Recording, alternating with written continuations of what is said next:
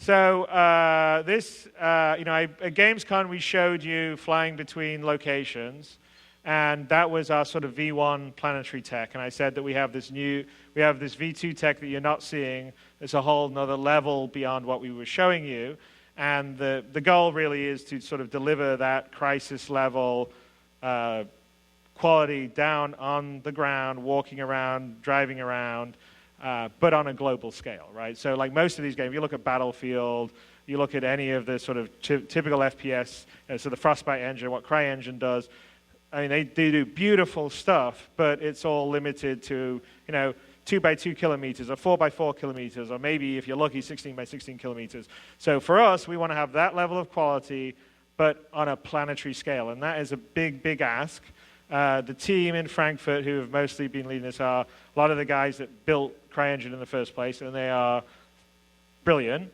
And this has also been supported by a lot of the teams from the other studios, because a lot of our environment and the art and the content and the assets come from other places. But we are going to show you here, I'm going to show you a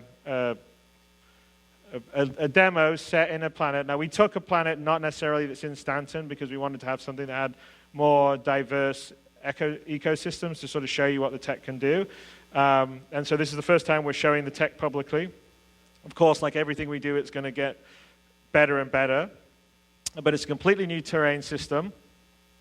It seamlessly supports the sort of spherical terrain at planetary scale. So, most terrain systems are flat, whereas this, it's a planet, it's round, and you can go around every side, and the gravity and everything works. And the horizon line is the actual real horizon line. If you see something, you can walk to it. There is no cheating at all on it. It's all, I know, it's hard to believe it's not faked, I know. It's kind of like the moon landing, really. Anyway, but everything's everything's generated at runtime, because you can't have this amount of data in there, and it's amazing. And actually, when we show the demo, I think we've set it up so you can sort of see the frame counter, because what the guys have done there, the game logic and the code and simulation slows everything down. Their actual engine generating the world is incredibly fast. So if you look at the top right, you'll sort of see when you're seeing the world, and you'll see it sort of drop. It's still going to be very fast, but you'll see the frame counter drop when the game stuff starts happening, when you're moving around and stuff. I mentioned there's no view distance. It's artist-driven. So we and over here, I'm going to have Sean and Simon, who I'll introduce in a bit. We'll do a bit more of a deep dive after I've shown you this particular demo to talk a little about it, but longer term, the ATV episode for Frankfurt is going to really go into some of the tools that we use. They're awesome. Was that Brian saying Frankfurt? All right, just checking. That voice sounded familiar to me. But the key is that it's absolutely artist-driven. So we're using the procedural techniques, and we're using all this stuff to just basically author planets at a global scale very quickly, but to give it real sense and character, because there's quite a few other games using sort of procedural tech to do planets, and I have to say the technical achievements are all like really impressive and cool and all the rest of the stuff. But for me, I want to sort of be able to say, I want to build this, planet that looks like Hoth, and I want to build this planet that looks like Tatooine, right? I want to have the sense, and I want to be able to control it. And so the big key for the tech we were doing was to have it sort of artist-driven with the procedural technology enhancing what the artists do. And so that's what we're going to show here. The other aspect of it, because it's not just about procedural artist tools, we're also trying to think about how we're creating content for this universe so you can explore and adventure around. And it's not just the interactions with the other players, but we have a rich world that's sort of going on, and there's missions that you can sort of stumble across, or AI are doing things. And we showed at Gamescom sort of an example of coming across a space wreck. You have to retrieve a black box from a destroyed Starfarer. And what we're planning to do is have sort of a combination of sort of the simpler missions, which are mostly generated, this location needs this kind of mineral, so they're creating a job for someone to bring it to them, or go and fight the pirates that are getting in the way of the trade lanes. And then there's the sort of more in-depth stuff, which we sort of showed with the Miles Eckhart mission in the Gamescom demo. And what we're showing here is sort of the version of that was more planetary focused, where we build different building blocks and players could come across it and do it. To have a rich living world that they're going to adventure around. And so that's sort of the missions that sort of have these scripted blocks that sort of can procedurally sort of connect to each other and have maybe different situations or outcomes depending on what's happening. And that's something that Todd Pappy, who's not here today, who's our design director, and Tony are very big on, and I think it's going to be really cool. So having said that, we are going to go to the demo. Let me see if there's a screen here or not. What's the next screen? Let's go down. Let's go down, and we will start the demo. This is all 100% live, in the engine, in real time. Let's go.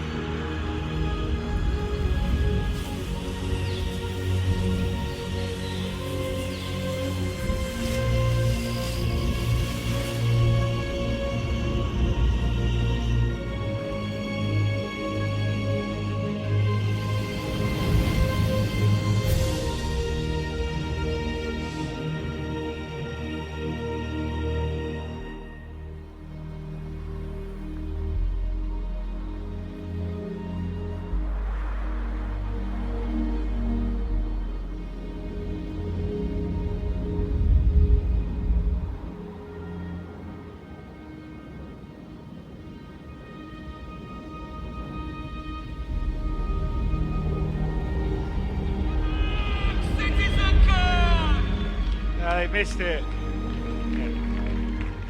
He actually says, hello, CitizenCon, but you guys are all laughing when you saw the guy.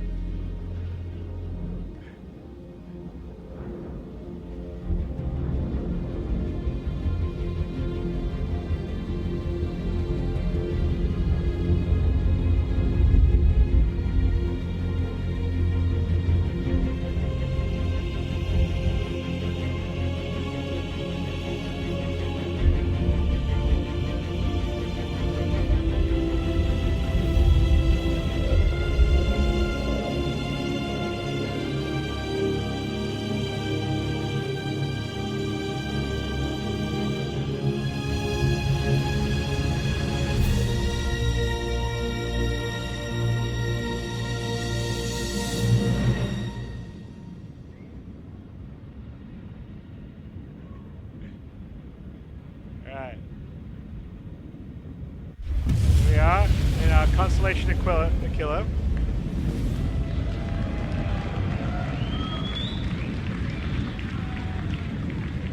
Contrails.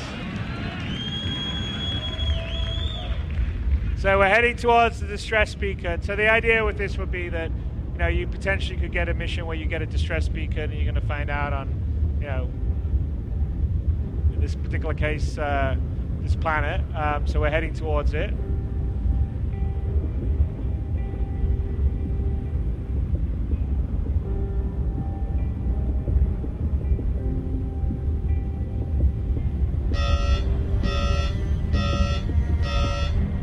I think since the atmospheric conditions are unsafe, and one of the key gameplay things you want to do on, because obviously the planetary tech is going to allow us to have a whole bunch of play areas we don't normally have, is to encourage players not to always, maybe you can't always fly there, maybe you have to get out and use your rover, for instance, which you have to. So it's fine. Let's go find a landing zone that's on the edge of the desert plain.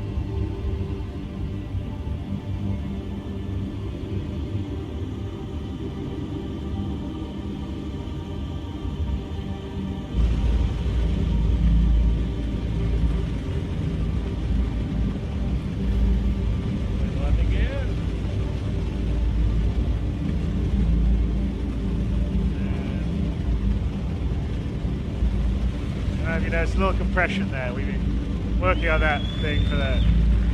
I know it's a small thing, but I always want to have the landing gear compressed when you land.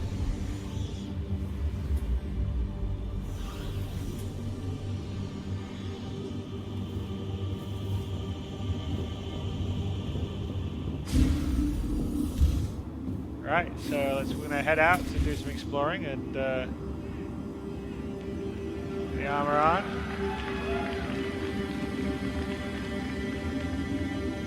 Alright, let's get us out.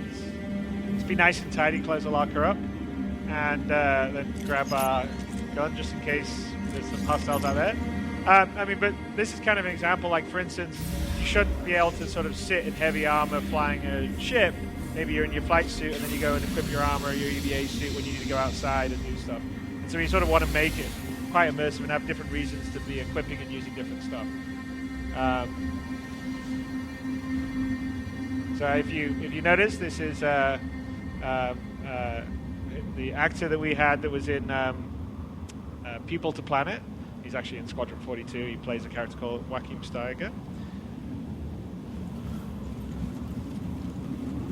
So let's go and see the distress beacons about almost 3 kilometers away over there. We get our little scope out. All right, so let's figure out how to get there since we can't fly. So, handily, we've got the Constellation Killer, so we have a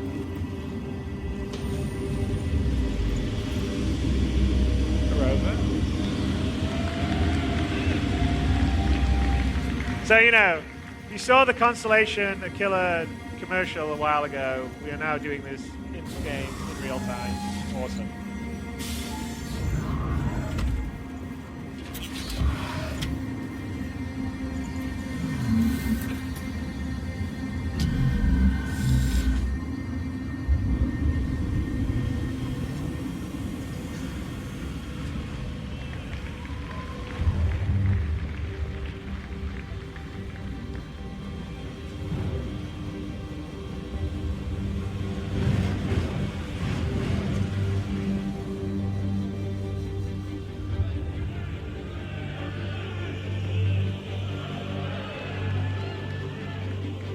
All right.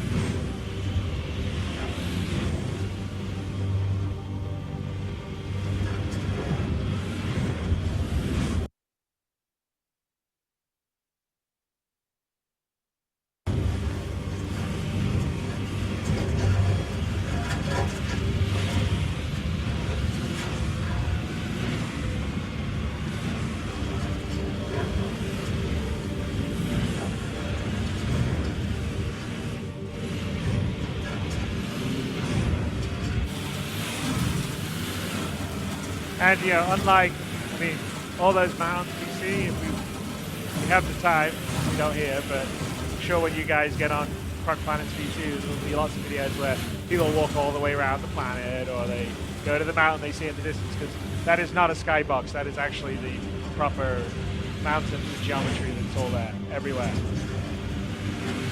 And that's actually the liberating thing with this tech, is when you build a planet on a planetary scale at this level of detail, and of course you can see up close that it looks like what you see at Battlefield 1, for instance, in the desert. They're sort of glowing